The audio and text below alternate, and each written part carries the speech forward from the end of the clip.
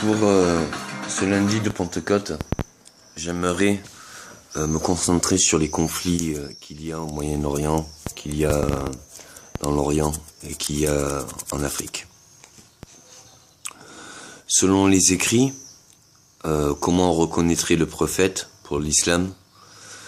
Il était dit, chapitre 11, verset 9, « Je reviendrai et anéantirai les deux plus grands édifices de l'homme au nom de la gloire de Dieu et pour montrer à l'homme que justement les dieux nous préservent. » Ce n'était pas pour attaquer, ce n'était juste la démonstration de quelque chose qui ne pouvait pas être maîtrisé. Imaginez détourner un avion. J'étais en France, dans un service sécurisé, en psychiatrie, surveillé 24 heures sur 24, et j'ai pu le réaliser.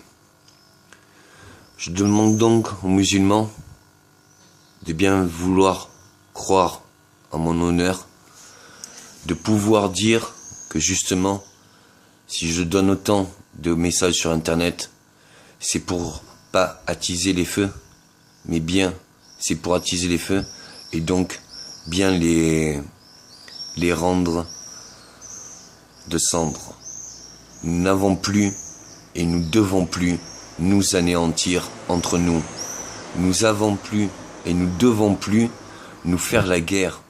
Nous ne devons plus nous détruire des vies, nous gâcher des vies qui sont, sans le moins du doute, dans l'excessif, eh bien, sont déplacées.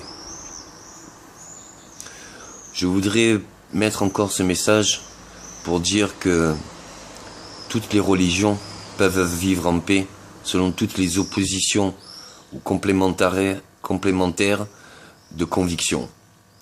Ça ne tient qu'à l'esprit d'accepter l'autre, mais on ne peut accepter l'autre que si on s'accepte. Or, si vous vous opposez à l'autre, c'est qu'il y a une partie de vous que vous acceptez pas. Acceptez que je vous donne, acceptez que je soyez là, et acceptez que je ne vous oublie pas. Partir au combat au jour d'aujourd'hui, encore, serait se maudire comme un merveilleux trésor que l'on gâcherait ou que l'on aurait tout simplement brûlé.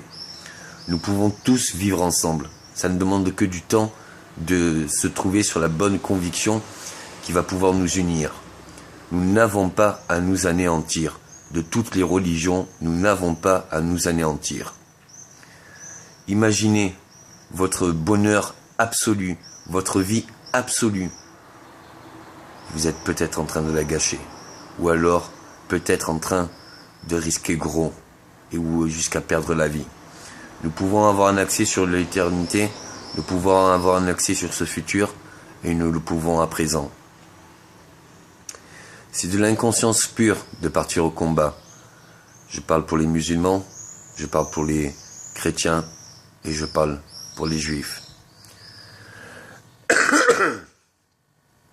Aller à un combat, c'est être ignorant des chances que nous avons à présent pour notre futur. Aller au combat, c'est être intolérant de ce que nous-mêmes on pourrait accepter. Et médisant de nos forces.